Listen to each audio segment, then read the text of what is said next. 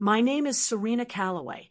I was 32 years old, 9 weeks pregnant, and standing on the balcony of a lakeside restaurant on the night my mother-in-law decided I was a liar and a gold digger.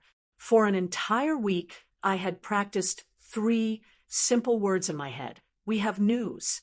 I imagined saying them with a smile, watching everyone's faces light up with happiness. But things did not happen the way I imagined. Vivienne looked at my husband first, then slowly turned her eyes toward me. Her expression was cold and careful, like someone reading a contract and searching for hidden tricks. Then she said something so cruel that her family would spend the next year pretending it had never happened. What followed during the next 90 seconds sent me to a hospital bed. It also started a chain of events that would destroy the reputation of everyone involved.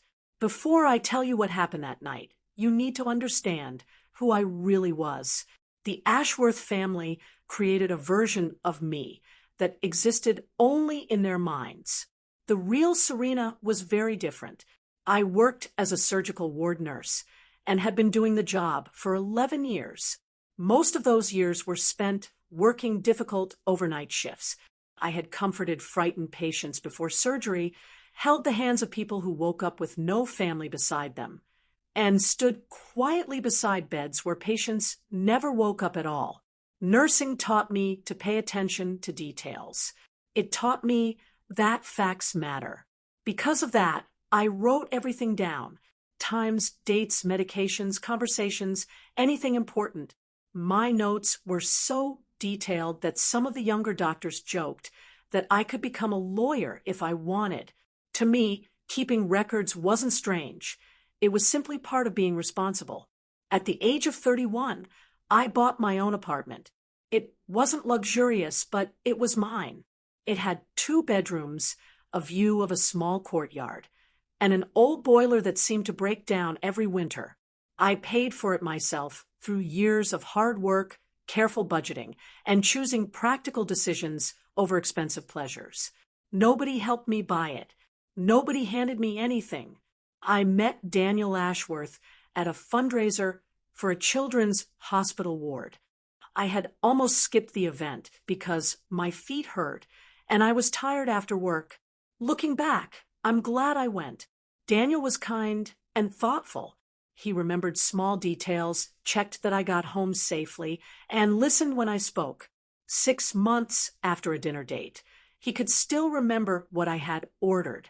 He made me feel valued in a way I had never experienced before. 18 months later, we got married in a rented barn decorated with lanterns. I had helped hang some of those lanterns myself on the morning of our wedding. I kept my surname after the marriage. It wasn't because I loved Daniel any less. It was because my name represented the life I had built with my own effort. Daniel came from a wealthy family, not the flashy kind of wealth that demands attention, but the quiet kind that has existed for generations. Their money wasn't something I cared about. I had my own career, my own savings, and my own goals. What I didn't realize was that my habit of documenting everything made them suspicious. To them, my detailed records looked calculating rather than responsible. They thought I was always preparing for some future advantage. They saw a woman keeping evidence instead of a nurse doing what she had always done. One day they would learn exactly why accurate records matter. The center of the Ashworth family was Vivienne. She was 60 years old, silver-haired, confident, and used to being obeyed. Every family gathering seemed to revolve around her. The family's fortune, worth around $8 million, was controlled through the Ashworth Holdings Trust, and Vivienne was the sole trustee. That meant she decided who received money when they received it, and whether they deserved it. Her husband, Roland, rarely disagreed with her. Their daughter, Claire, spent most of her time waiting for approval. Even Daniel wasn't completely free. His small architectural business often depended on loans from the family trust whenever projects struggled financially. Before our wedding, Roland asked us to sign a prenuptial agreement. The trust assets would remain part of the Ashworth family no matter what happened in our marriage. I signed the document immediately without hesitation. I actually found the situation funny. I owned my own home, had a stable career, and had no interest whatsoever in their money. Sign it twice if it makes everyone feel better. I joked. Daniel looked embarrassed.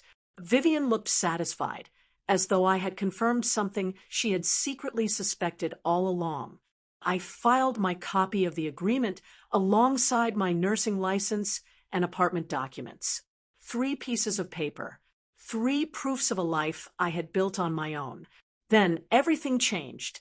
I discovered I was pregnant on a Wednesday afternoon between a patient handover and a cup of tea that had gone cold. When I saw the positive test, I sat alone in the hospital bathroom and cried, not from sadness, but from joy and disbelief. A week later, I went for my first scan. The sonographer turned the screen toward me and showed me a tiny life no bigger than a grape. On the monitor, a small heartbeat flickered rapidly like a tiny engine working at full speed. She printed a picture for me. It was grainy and gray, with my name printed in one corner. I held that photo against my chest all the way home. Daniel and I decided to share the news during Vivienne's 60th birthday dinner at a lakeside restaurant called the Meridian. The family had reserved a private balcony overlooking the water, with lanterns glowing along the railing. It seemed like the perfect place to celebrate. There was one warning sign. Earlier that week, I had run into Daniel's sister Claire. When I mentioned the birthday dinner, she suddenly became very still. Then she smiled, but only with her mouth. "You always know how to choose your timing," she said. Something about the comment bothered me. I spent the drive home thinking about it, trying to understand what she meant. Eventually, I convinced myself that I was overthinking things. Pregnancy had made me emotional, and I was probably imagining problems where none existed. I had the scan photo. I had the heartbeat. I had wonderful news to share. I believed good news would protect me. I was wrong. The Meridian's private balcony sat on the second floor, open on one side to the lake with a low ornamental balustrade, and below it a drop of about 8 feet onto a flagstone terrace rimmed with hedging. I clocked it the way nurses clock hazards automatically. Mind that ledge, I thought, and tucked it away. There were 25 guests, family, 2 couples who golfed with Roland, and my friend Priya Mehta, a charge nurse from my ward whom I brought because she was steady, because Daniel liked her, and because some quiet part of me had wanted a witness I could trust. Vivienne greeted me at the stairs. "Serena," she said, as though my attendance had been genuinely uncertain. I handed her a box of the Italian biscuits she always claimed to adore. She set them down without a glance. At 9 o'clock, the dessert came out. Roland made a toast. Daniel touched his glass and looked at me the way he had looked at me across the barn the morning we got married. And I felt the whole balcony turn toward us. "We have some news," he said, and his voice broke cleanly with happiness. "We're going to have a baby." For one full second, it was exactly right. An aunt pressed her hand to her mouth. Someone began to clap. Priya caught my eye and beamed. Then Vivienne set her wine glass down on the table with a sound like a full stop. She looked at Daniel first. Then she looked at me, unhurried, deliberate, the way you examine a document you believe is fraudulent. And she said it at a volume the whole room could hear. "There is no baby," she said. "Only an opportunity." The balcony went silent. Someone's fork stopped moving. I laughed, one involuntary syllable, because I genuinely thought I had misheard. Vivienne did not laugh. She turned to the room with the composure of a woman presenting verified evidence. "My son," she said, "Asterisk is worth £8 million. And suddenly there is a pregnancy that no one has seen, Asterisk, she let that sit. Real mothers don't need a trust fund to conceive. Daniel said, Mom, stop. But it came out small, the voice of a boy, not a husband. Roland said her name once in a tone he had clearly used for decades without it producing any result. I felt the photograph in my bag, like it had weight beyond paper. The cold, professional part of me, the part that keeps its hands steady during emergencies, said quietly, Not here, not like this. I said, Asterisk, I am 9 weeks. There is a heartbeat on a screen. I have a photograph taken 4 days ago. Asterisk, Vivienne stepped toward me. Her face wasn't angry. That was the part one couldn't make sense of. She looked certain, righteous, like a woman who had seen this exact maneuver once before and had promised herself she would never be fooled by it again. She stepped closer, and her voice dropped, which was worse because it made the room lean in. You've been circling this family, she said, Asterisk, since the night you met him. The careful little nurse with all her careful little notes. You think I haven't seen your type? Asterisk. I was standing with the low balustrade against the back of my legs. Priya was moving toward me through the gathered guests. Daniel stood motionless between his mother and his wife, choosing the worst possible option, which was nothing. I met Vivienne's eyes and gave her the steadiest sentence I had. Asterisk, there is a heartbeat. You will meet your grandchild whether you apologize or not. Asterisk. Her jaw tightened, and then she reached for my bag. I believe she meant to seize the photograph, to hold the proof up to the light and declare it insufficient, to win with her hands what she hadn't won with her words.